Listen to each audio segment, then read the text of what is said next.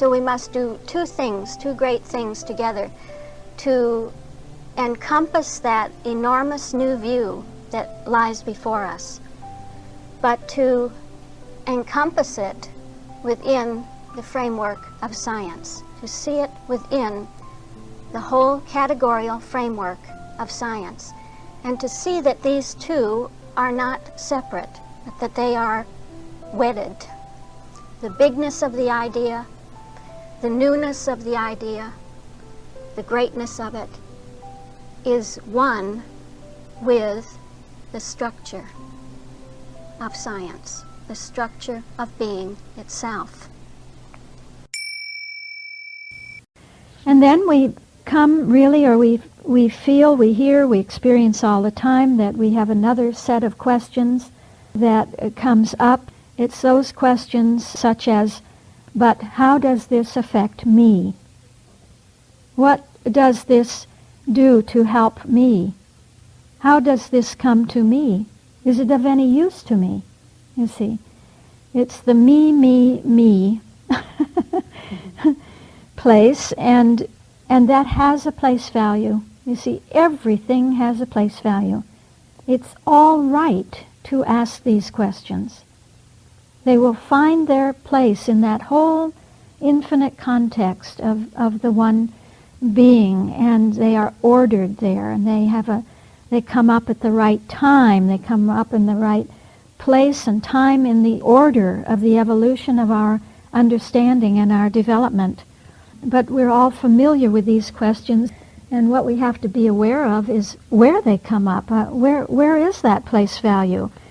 So the categories will show us, and they will show us and give us the answer to the me, and will show us that we have no other me, that there's only the I, that the only me there is the I, the I that is active and alive and wanting to know that one mind and seeking it and desiring it and reaching out for it. And this is a beautiful thing, and it's right. So there's only the I. Your me is the I, and the I is with you. It's Emmanuel. It comes to you. The I is with you right now, has comes to you in just the form that you need. It comes adapted to the form that you need, and so that's what the level of Christian Science is showing us. How the seven and their ideas come to the human, break in on the human, and do something to the human. They affect the human, they change the human, they cause the human to evolve in such a way that the mortal sense is resolved within the human, and nothing will remain of us but the divine I.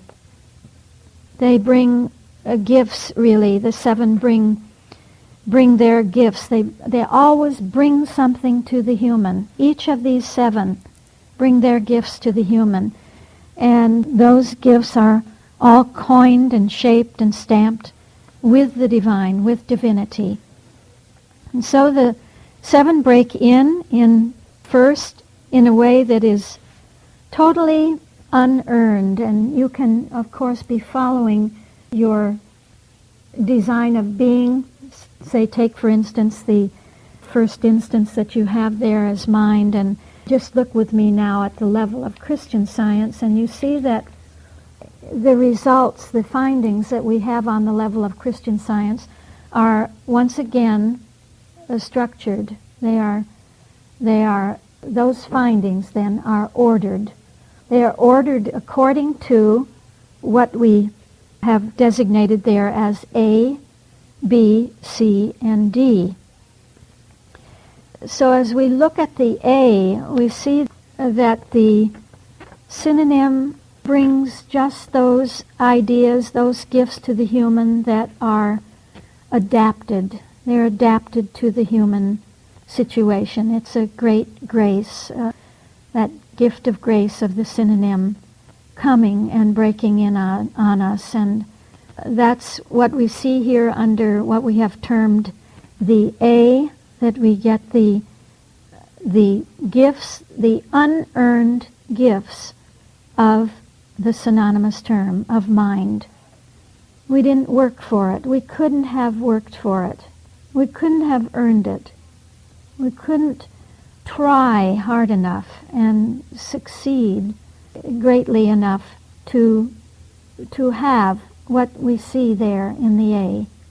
It's a beautiful, beautiful display of what is given to us in an unpreconceived way. And then we come to a B, and we see that it's on the level of Christian Science, in that field of consciousness of Christian Science, that we are dealing with a supposed opposite to the synonym. It's unique to the level of Christian Science to deal with the counterfeit, with the negative, with the suggestions of time and space and the mortal concept, and consequently to give the pith of that, the essence of that, that we're dealing with a supposed opposite to the synonym.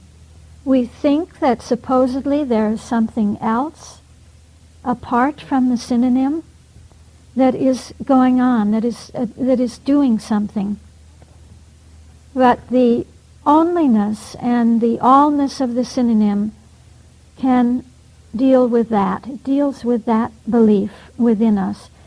It says, I can deal with that claim, that belief, any sense that there can be something about the synonymous term working. So we have very definite ideas. We have those certain ideas that show us how the synonym works, how it operates within the supposed realm, you see, of an opposite. Within the realm of a suppositional opposite. Christian Science never says there is an opposite and you must deal with it, huh? And we're going to deal with that opposite. It never gives a value to the opposite. The opposite has no value.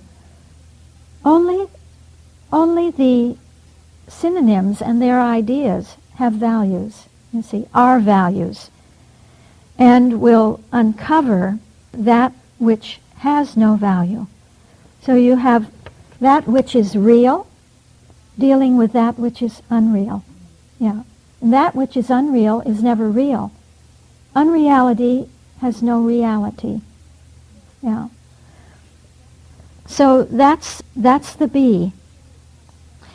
And then we come to a third, you see, subcategory within the level of Christian Science, and that is where we see the resolution going on within us of the working of the synonym and its ideas within us as it's resolving that duality. There is a sense of something higher coming out of the whole process. So something is being lifted up in us, something is being brought forth within us that is higher than it has been. Higher humanity, you see, a holier outlook, a holier constitution is being raised up within us. We are being changed. We're being transformed by the synonymous term and its ideas. Transformed by them. And that's what we see in the C. So you get a kind of an outcome in C. And actually one begins to feel, well, what are those A, B, C, and D? And when we look more closely, and we'll realize that as we actually see the ideas come into focus when we take those categories and points of intersection, we see that really the A has a touch of the Word about it, the breaking in, the coming in of the true nature of God and the ideas of God, breaking in on us and as bringing the gifts of grace. That in B, you really have the Christ, a Christ touch, because it's the dealing of that which is broken in on us begins to deal with, you see the Word begins to deal with that which is not the Word, and it does it through the Christ. That's the office of the Christ. And then in C, you have an outcome. What is the outcome in terms of the four? It's Christianity, is it not? Christianity has to do with the result, the outcome of that. You see that what is coming out, which we said is higher and better and holier, is something that is like the synonym. If it is like the synonym, you see that there's a coincidence. It's coincident with the synonym. And that's always the job of the Christ, the work of the Christ, to bring out the coincidence of God and man in God's image. So that C is giving us those ideas or those qualities or characteristics that express what this completely new attitude and makeup is within us, what we are as a completely new being. And then finally we would see in D that always what looks to us like a great red dragon or an opposite, a so-called other power, supposed other control, and so forth, is really not so at all, because what the levels want to do in their final analysis is to show us that that's only what we perceived.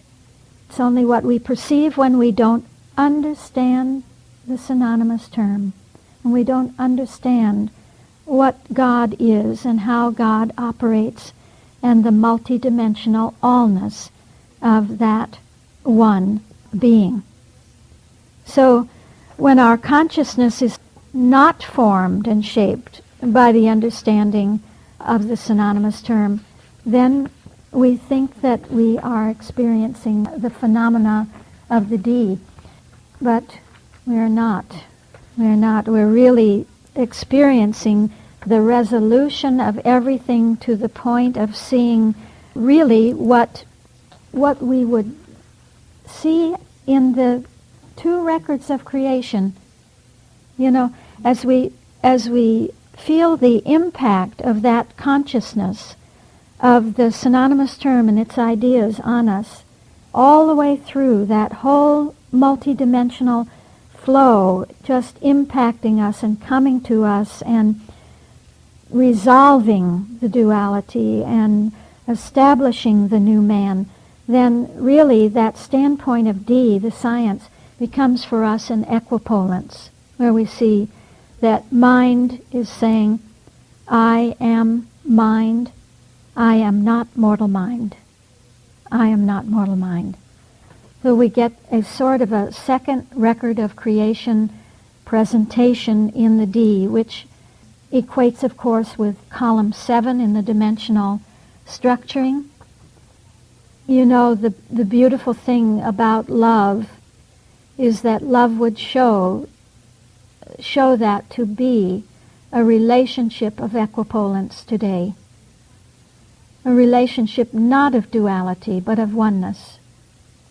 It is beginning to bestow on us the consciousness of the equipollence of God, the equipollence of the first and the second records, that there is no second record per se, but the second record is equivalent.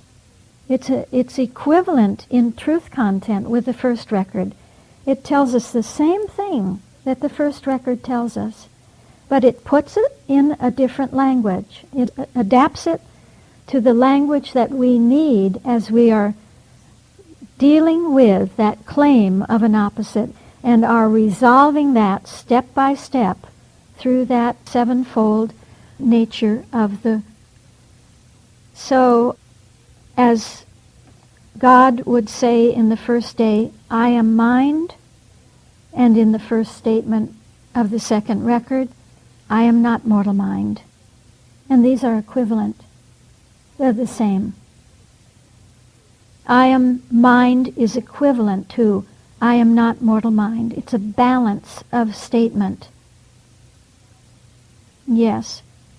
But the second statement is focused on the resolution of the problem of duality. So that whole design of being encompasses all of that. It encompasses the full range of the expression of the nature of God and the translatability of that nature right to the complete resolution of the claim of anything else. You know that Mrs. Eddy describes her own experience in the 6th chapter when she's explaining the actual way that she went and what that way was until she discovered that there really is only one mind. And she shares with us that great dawning. She says that it had to do with seeing the equipollence of God, that evil was to her then an unreality. So she speaks of the awful unreality of evil, not the reality of evil. It's on page 109 and 110, and I always love to really take that text, and I'm sure you've all heard it a million times, but now it'll be 1,000,001. So she begins bottom of page 109. She says, the three great verities. Yeah. You see, she realized that, she experienced that equipollence of God when she touched in consciousness the three great verities of spirit: omnipotence, omnipresence, omniscience. Spirit, possessing all power, filling all space, constituting all science, contradict forever the belief that matter can be actual. The marginal heading is God's allness learned. It's a great tone, a great pedal note theme of divine science here. These eternal verities reveal, so they reveal something now. What do they reveal? Primeval existence as the radiant reality of God's creation. First record. In which all that he has made is pronounced by his wisdom good. Isn't that the first record? Huh? And God called it good. Thus it was, so it's that consciousness of the allness of God. Thus it was that I beheld, as never before, the awful unreality called evil. It's a gorgeous thing, and if you don't read it right, you say, ooh, oh, evil, oh my gosh, evil is, that an awful thing. But what is she really saying? That when you see the allness of God, you cannot help at the same time to see the nothingness of anything else, huh? When you see the somethingness, the allness and somethingness, you can't help but at the same time to see the nothingness of what is unreal, the nothingness of what is unreal, which we have called, which has been called evil. She never says evil is a reality. She says that which you call evil is the unreality, right? And that it fills us with awe. It takes your breath away when you touch that consciousness of the nothingness of evil, the unreality of that which you call evil. And this, she says, is the equipollence of God. The equipollence of God, which brought to light another glorious proposition: man's perfectibility and the establishment of the kingdom of heaven on earth. You feel really the complete descent, the full descent to the level of Christian Science, where we find those laws of perfectibility, how we can be perfected, how there is an evolution going on, how the kingdom of heaven can be established on earth.